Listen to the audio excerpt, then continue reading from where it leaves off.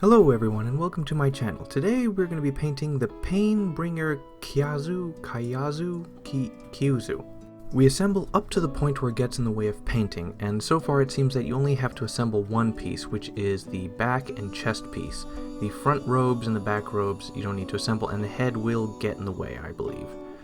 And so then we move on to priming. We will be using Bright Touch Gray Car Primer. And now with Genestealer Purple, Nuln Oil, and Pallid Witch Flesh, we're going to start with the robes first. So what we're going to do is we're going to paint all the robes and his hair that comes out of his helmet with Genestealer Purple. Then what we're going to do is we're going to do a thin layer of Nuln Oil all over the robes, on the inside and outside. A thin layer. We don't want a heavy pulling. We don't want that.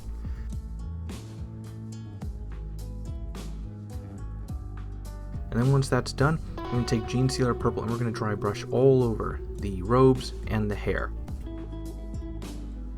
And now because the box art shows the robes as kind of darker, we're going to do a second layer of Nuln Oil, a thin layer all over it, including the hair.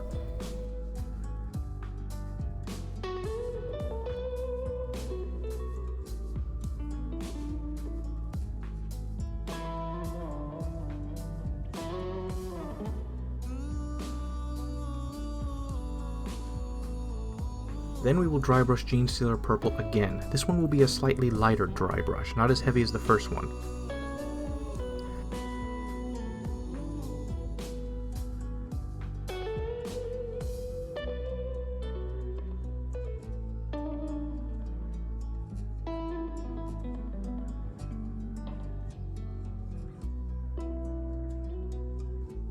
And then once that's done, we're going to take a sort of a 1-to-1, maybe a little more Genestealer Purple mix of Genestealer Purple and Pallid Witch Flesh, and then we will do a light dry brushing all over the robes and the upper part of the hair.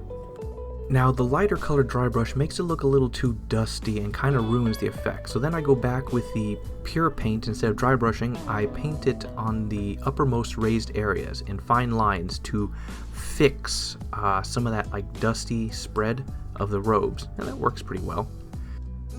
And then with the hair, I apply in the end 2 coats of Nuln Oil onto it. I apply one like halfway through, and then I apply one on the lower third after it dries. I then try to follow the box art a little bit more, and I take some Carrionburg Crimson and apply it to the top third of his hair, including the stuff that is on his helmet.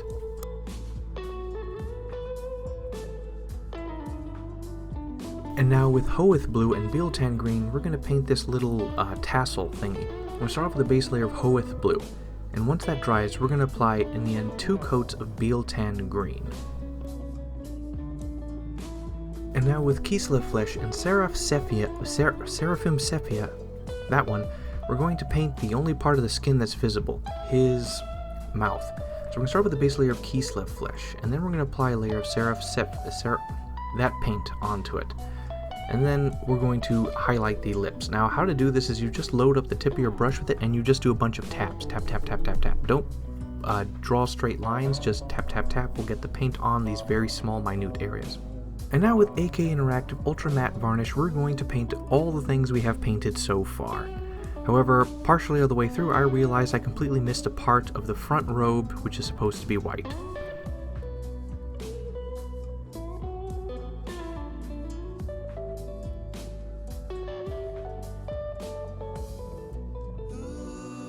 And now with Pallid Witch Flesh, I'm just going to fix my mistake that I missed and just paint the inside of that robe. It folds like outwards, overfolds, so you'll see the inside on the front as well.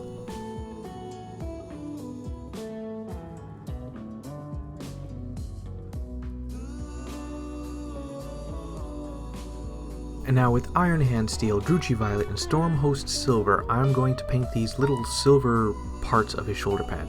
So I'm going to start off with a base layer of Iron Hands Steel, the darkest metal. I will then do a watered down Druchii Violet, which probably wasn't that necessary to make it too watered down. Once that's done, I go back with Iron Hand Steel and I do like feathering. I do little taps and draws, little here and there, all throughout the metal to make it not so uniform in the shine. Once that's done, I realize it's not dark enough, or the Druchii Violet is not visible enough, so I apply another layer of pure Druchii Violet on it, and that fixes that up. I then go back and apply Iron Hand Steel again, and I feather it in all over the metal to make it look good. And then I go to Stormhost Silver and I apply feathering again on the most raised areas of each silver piece.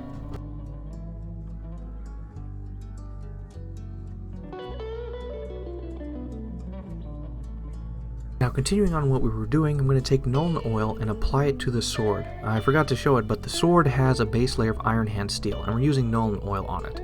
And then we're just going to do overbrushes of Iron Hand Steel, and eventually we're going to do a feathering along the blade work of Stormhost Silver. And we're going to apply Stormhost Silver onto the metal rings on there. Just a quick, simple job.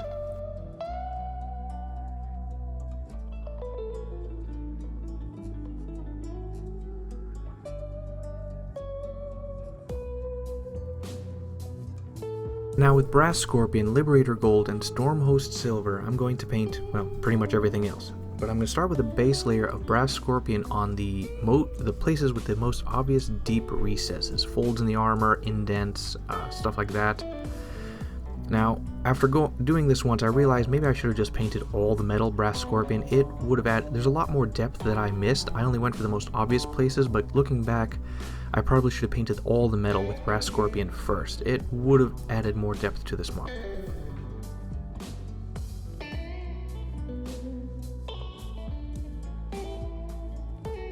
And now with Liberator Gold, we're going to overbrush onto all the metal parts. This is basically like dry brushing, except not as dry, and I'm just focusing on rubbing the edge of the brush on the most raised areas. And this will keep the reddish of the Brass Scorpion in for most of these places. And we're going to do this all over the gold and stuff. Now, one thing you're going to have to note, you're going to have to go back with actual, like, the Liberator Gold and paint it directly on, because there's some places where it won't be as concentrated, and overbrushing, while it'll show the underside, makes it look a little dusty. The metal doesn't look as shiny in some places. I don't know, it just happens that way. And once that's done, we're going to go with Stormhost Silver, and we're going to overbrush again very lightly on the edges of all armor, the tips of armor, basically the most raised edges and stuff. We're only going to do a light dry brushing, or overbrushing, like maybe like 10-20% of the metal will have this. And the open areas of flat plates, you're going to overbrush a little bit, so that'll add sort of like a slight transitional highlight onto it.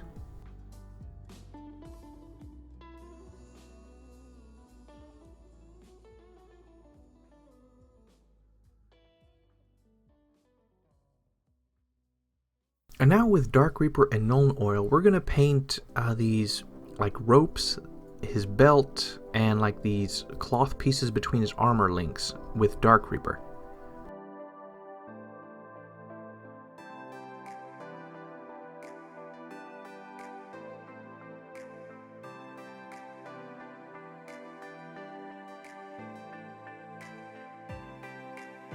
And once that is done, we're going to go with Nuln Oil and apply it on. We don't want a heavy application, we just want enough to pool in certain areas.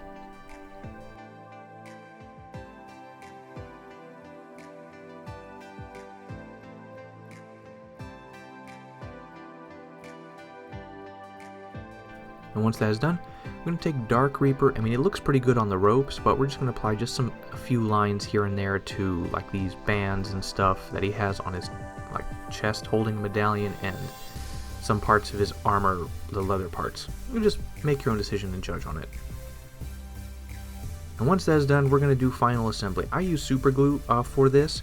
You're really going to need to apply some good super glue to attach the front and back robes together. Yeah.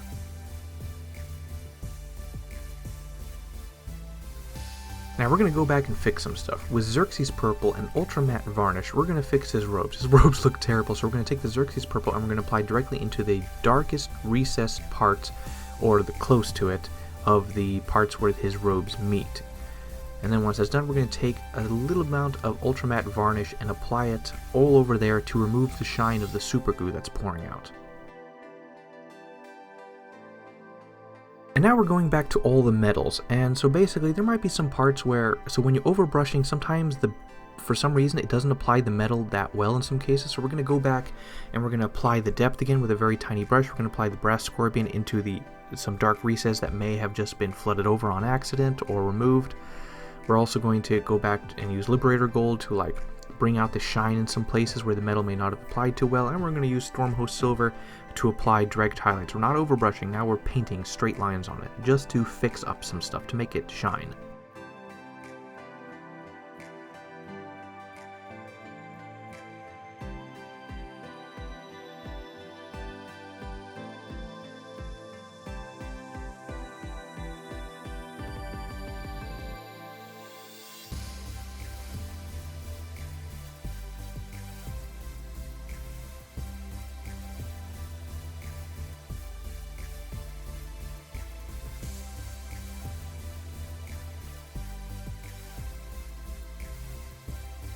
I then take Cantor Blue and Hoeth Blue, and I start with pure Hoeth Blue and I paint the gem that is on his head. He had one on his belt, but that's covered by the robe, so there's no point painting it earlier.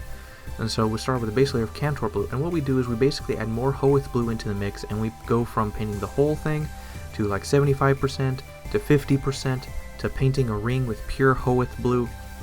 Now, if you accidentally spill it over too much and you can't see the Cantor Blue, you can go back to previous mixes and just paint in the center to like to bring out some of the darkness and depth, and if the Cantor Blue is completely gone, you can just go back to that and apply it at the very bottom of the gem to add the depth and darkness. And now with Dark Reaper and Dawnstone, we're going to paint this little glass bottle thingy he has on his side. So we're going to start with a base layer of Dark Reaper all over. And then we're going to mix 2 parts dark and 1 part Dawnstone and just apply it to like 90% of it. Only the deepest, darkest recesses of the bottle closest to his body will have pure Dark Reaper. Then we will do 1-to-1 of Dark Reaper and Dawnstone and apply it to like 75-80% of this, and we will do feathering strokes because that makes blending a lot easier. And then we will finish off with some pure Dawnstone on the most raised areas, like 25 to 40% at most, using feathering strokes on the most raised areas of this bottle. And now with Liquitex Gloss Varnish, we are going to apply this to only 2 places, to the gem on his forehead and onto the bottle to make it shine better. And that's pretty much it.